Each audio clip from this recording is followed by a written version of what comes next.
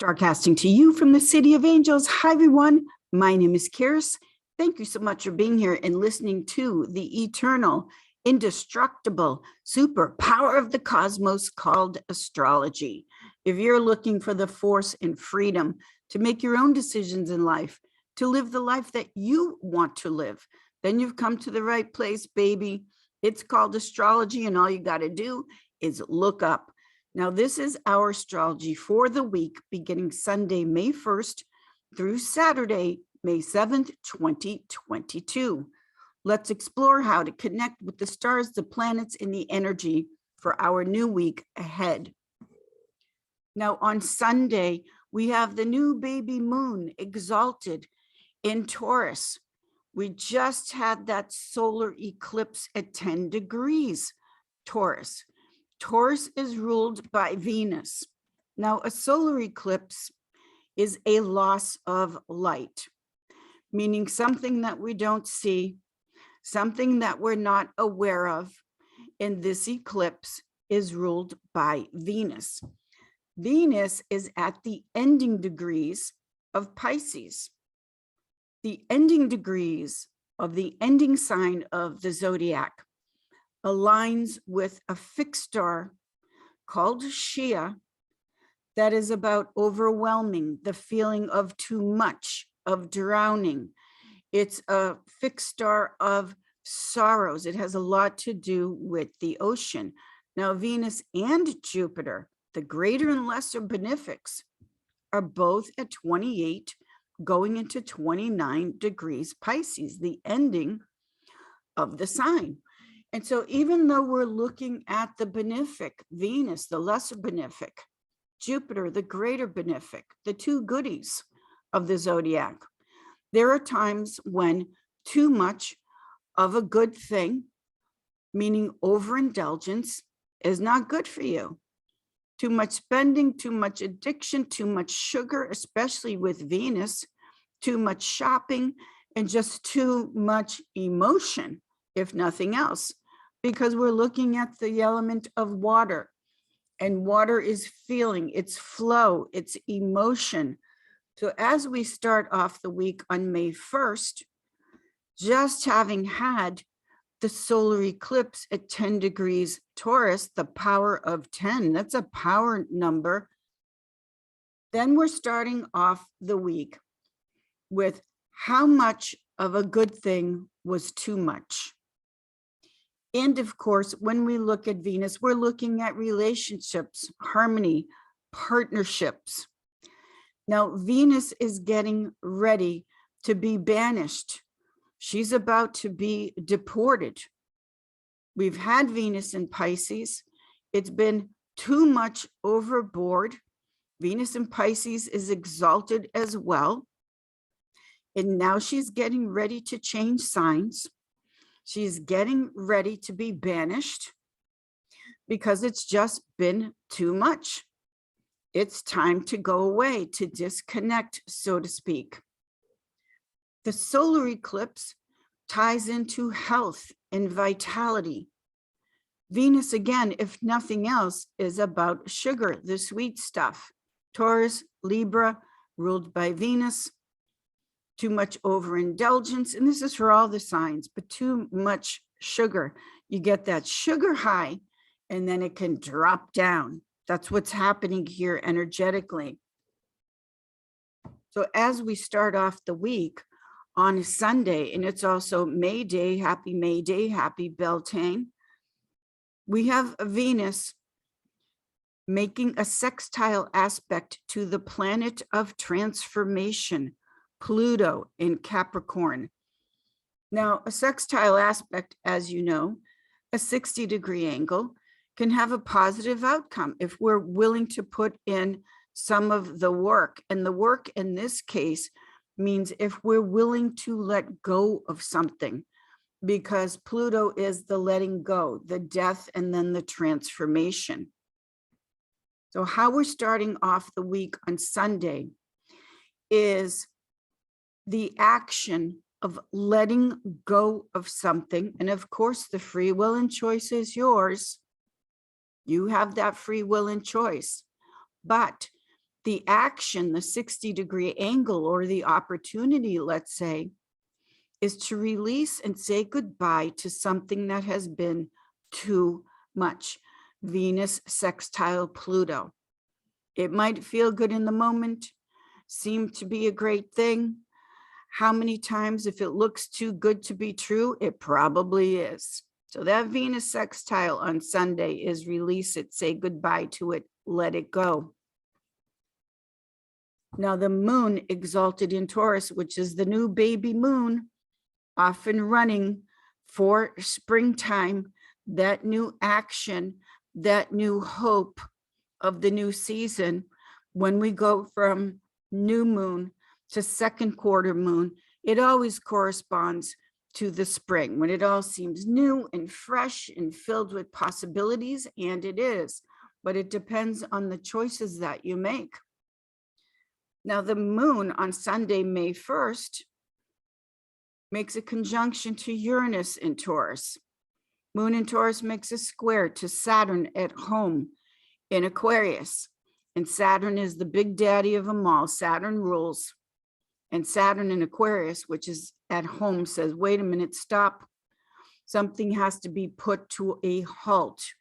It's for wisdom and the greater good. Moon in Taurus might not like it, because Moon in Taurus is me, this is mine, I want. Taurus relates to the toddler stage, where everything is no and mine. And then the moon in Taurus also makes a sextile to Neptune in Pisces. So that is that opportunity of calming it down and healing something down, purifying something. Neptune in Pisces. Every sign of the zodiac corresponds to a different stage of development in life. And when we look at Taurus, which is the toddler, sometimes called the terrible twos, this is the stage of a child starting to establish their independence from their parents. That's why everything with a toddler is no. They're starting to say no. And they're starting to say, this is mine. This is Taurus, the sign. And so when we are in that stage of development, and this is how we're not only starting off the week, but it's also the solar eclipse, which is huge. We're now in eclipse season. When we go into the stage of development that has to do with the terrible twos, this is when the wiring in the brain is learning to stand up for itself and say no. Now, depending on how a child is raised, that saying no, which corresponds to this solar eclipse, moon exalted in Taurus, and also establishing this is mine, I have, says Taurus. If the child is shamed or severely punished when they're in the terrible twos, then they shut down. And predators interviewed in prisons and such, they always say, if you watch the interviews, they always say, I looked for the most docile child. I spotted the child that wouldn't fight me back and stand up for itself, or at least put up a fight. So when we look at the solar eclipse, which is a loss of light, and the moon exalted in Taurus, which is ruled by Venus at the ending degrees of Pisces, sorrow, overwhelmed, too much. One of the ways you could connect to this cosmic power is for you to say, no more. I'm establishing the appropriate boundaries. For a lot of people, saying no is a difficult thing that they have to learn in life. Again, when a child is a toddler, it's not that they should be allowed to like hit and kick and, don't poke the eyes out of your brother or sister. They have to be guided, of course, firmly with love. But this moon exalted in Taurus with an exhausted Venus can be for you, as a help to you, the putting up of certain boundaries where you're allowed to say no. You're standing up for yourself. Take a look at how you've been taken advantage, or maybe how you've allowed yourself to be taken advantage, because the moon in Taurus, toddler stage of development, is needing to learn how to say no. This is mine, that is yours. It's a very important, to say the least, stage of the brain being wired and maturing, as we do in stages. So this is what's happening on Sunday, May 1st, right after that eclipse. The action you take, because with the new moon corresponding to the springtime time of the year, is about the new action you want to take with the new moon. And think about, because the eclipse ties into it, think about what boundaries would be great for your health and well-being. You're being pressured to do something, you really don't want to, you're tired. It might be a huge action for you to just say, no, I'm going to stay home and relax. Don't want to go out. You have that freedom of choice to do this, especially with this solar eclipse. Moon in Taurus, ruled by Venus. Venus likes to keep the peace, and so does Taurus. Leo tends to like the drama. Taurus likes to keep the peace. But we're looking at the baby moon, new moon, which is the new action. And for you, simply saying no could be a huge achievement in your life, where we're looking at the eclipse, meaning something needing to be eclipsed out of your life. And Venus has had it. Again, too much indulgence and too much overboard with the benefics. Even that can turn into a nightmare, too much of a good thing. Now, when we go into Monday, May 2nd, Venus enters Aries. Venus is being banished from her territory. Venus is being sent away. She's being deposed. So there she is, Venus in Aries. She's had enough of her stay in Pisces. And now Venus is cranky. She's impatient. She's PMSing. She wants to pick fights. She's in Aries. It's too hot. Also, Venus in Aries being banished from the kingdom is saying, I want what I want. Aries can be selfish. It can be narcissistic. It's the newborn. It is the newborn baby of the zodiac. And the newborn baby is self-absorbed. They have to be at a certain stage of life. So when we look at this Venus entering Aries, cardinal fire, impatient, wanting to get something started, but you've been banished. No matter what Venus you have in your chart or where it is, this is the energy. This is the cosmic superpower saying to you, no matter what you have as far as Venus in your chart, it's saying cool down, slow your roll. If you're too impatient, too hot-headed, Aries rules the head, then there you go. That's why we threw you out. You need to cool it down, or like a child, you need to go take a time out. Also, when we look at Venus in Aries, which is fiery and passionate and impatient, along with this Venus in her detriment in Aries, furthest away from her natural placement, we also have Mercury at home in Gemini, but now Mercury is slowing down to less than 40 minutes of arc per day. So even though Mercury in Gemini is in its domicile, ruled by what you see and how you assess things, you're not seeing clearly. Slow it down. Now, this is directly connected, of course, to a love affair, to partnering up, to romance. The way to connect to this power is, do you really want to get involved with that person? Do you really want to rush in head first, Venus and Aries, because you're so impatient for a relationship? We'll even broaden it.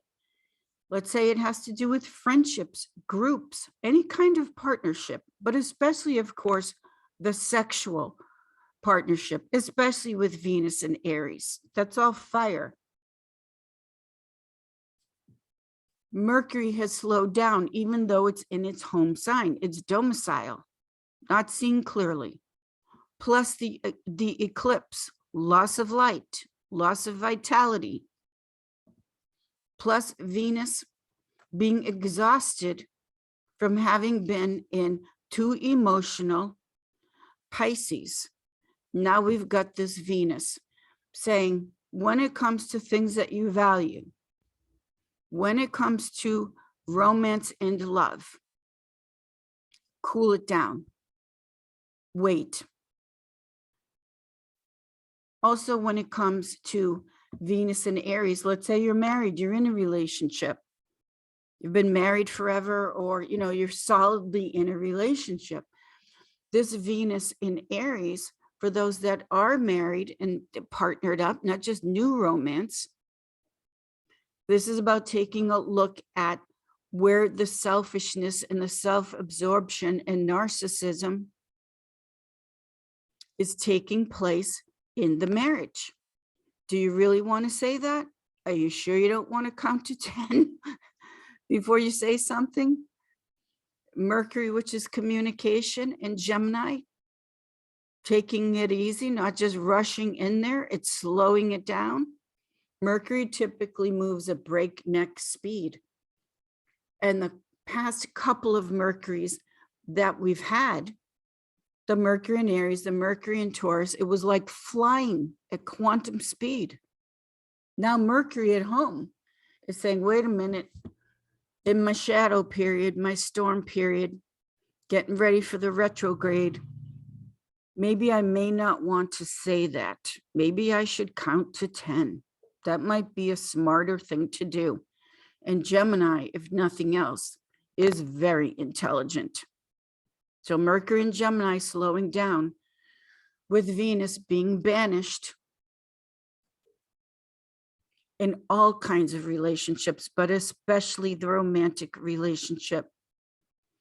The power here is to say, I'm just going to cool down. It doesn't have to happen right now. I don't have to go out with that new person right now. We certainly don't have to go through the drive-through in Vegas. And I have heard those stories from clients meeting on that night and going to Las Vegas and getting married. Those are different astrological alignments. There's actually a true story. It happened with a couple of clients. They both came from very wealthy families. And they met, they clicked, they actually got married that night, the night they met in Las Vegas. And of course, the parents, they flipped their lid. They went bananas because these two young people, they just hit it off. Again, this is not Venus and Aries. Well, anyway, they got married, they stayed married, and they're still married to this day. That story had a happy ending. But what I would urge with these astrological alignments, and Venus out there, outside of her kingdom, she's banished, she's been thrown out, exhausted. That is not the power, the super cosmic power to say, let's go to Vegas and get married tonight. Of course, the choice is yours. You have free will and choice. Now, when we go into Tuesday, May 3rd, we've got a really nice moon in Gemini ruled by Mercury, making a sextile aspect to Chiron in Aries.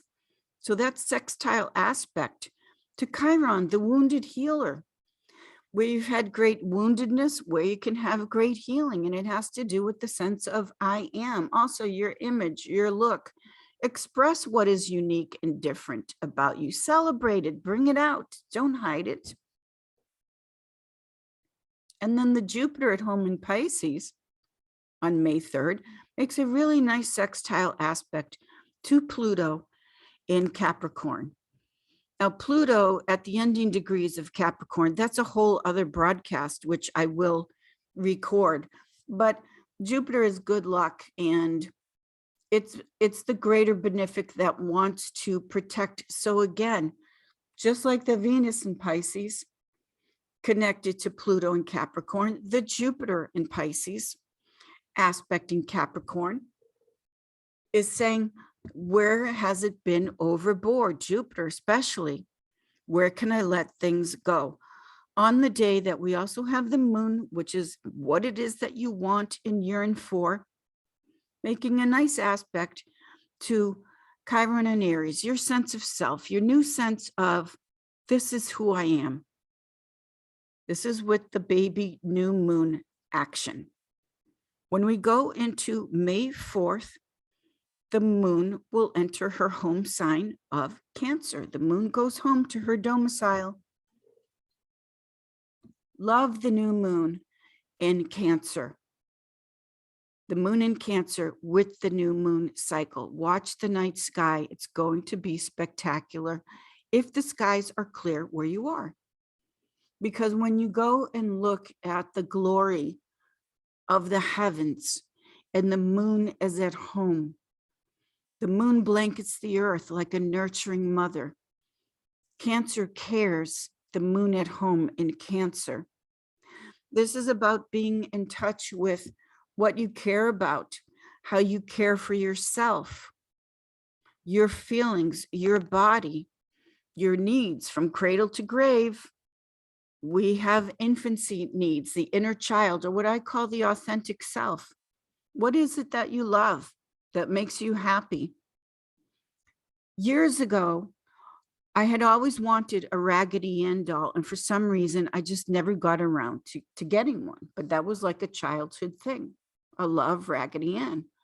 So a few years back, and I put it off, and a few years back, I'm hiking through where I live in LA, Runyon Canyon, and close to my home, there's a lady, and she was having a yard sale, and I'm coming down from the hike and going home, and I see that she has Raggedy Ann as part of like the things that she was selling.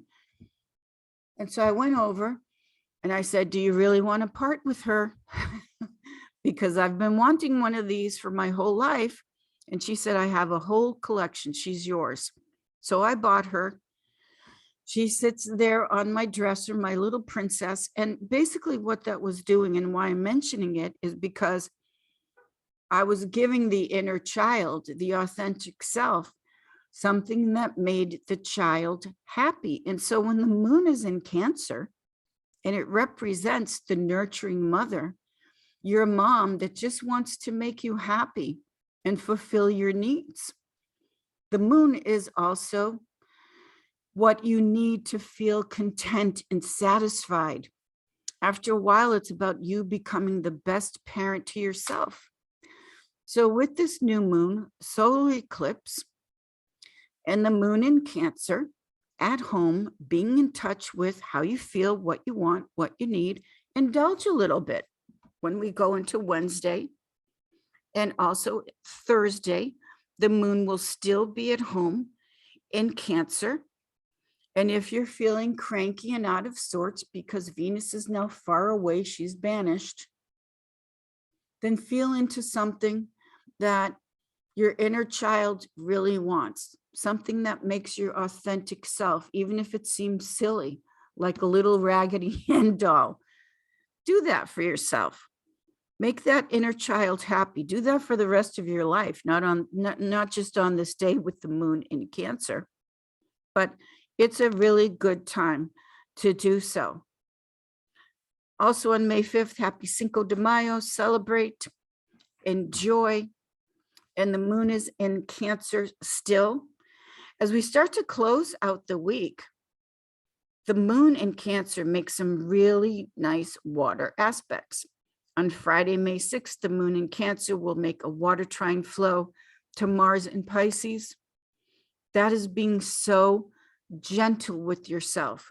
Mars in Pisces, ruled by Jupiter, is, yes, taking action because it's Mars, but it's, let's say, gentler action. Moon in Cancer, trine Mars in Pisces. That's healing, it's massage, it's doing things that really feel good.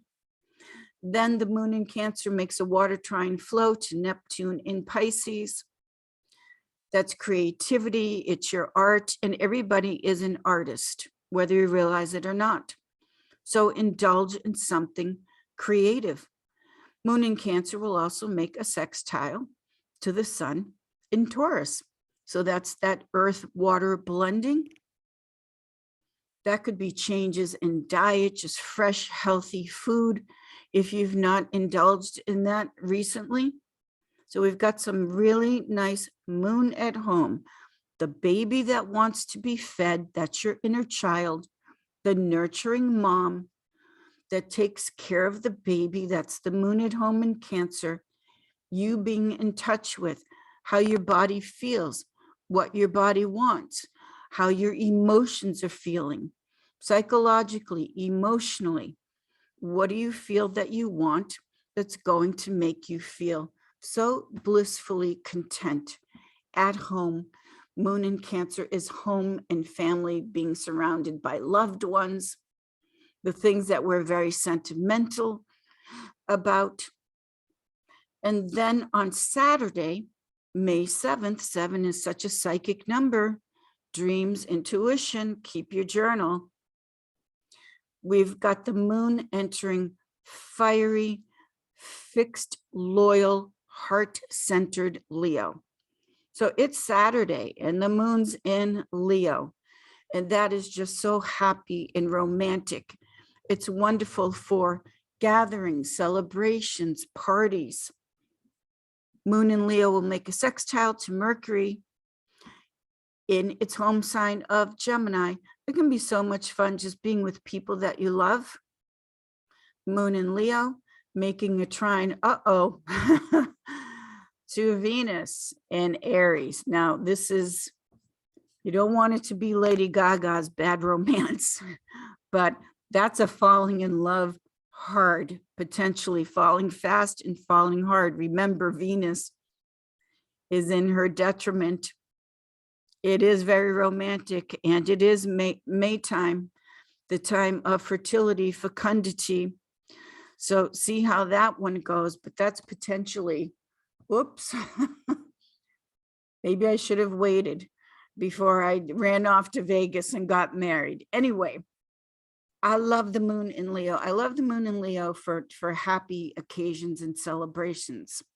That's a wonderful thing always. It's also great for having fun. Moon in Leo trine Venus in her banishment.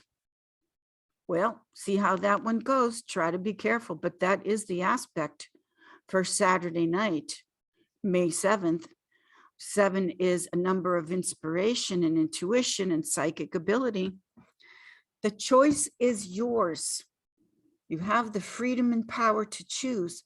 These are some of the cosmic superpowers for our new week ahead. Solar eclipse, Venus changing signs, Mercury slowing down. Thank you so much for being here, everyone. I wish you nothing but all the best and love. Of course, I will see you all in the stars. Do the best you can. That's all we can do. Thank you, everyone. Have a fabulous, beautiful week. Thank you.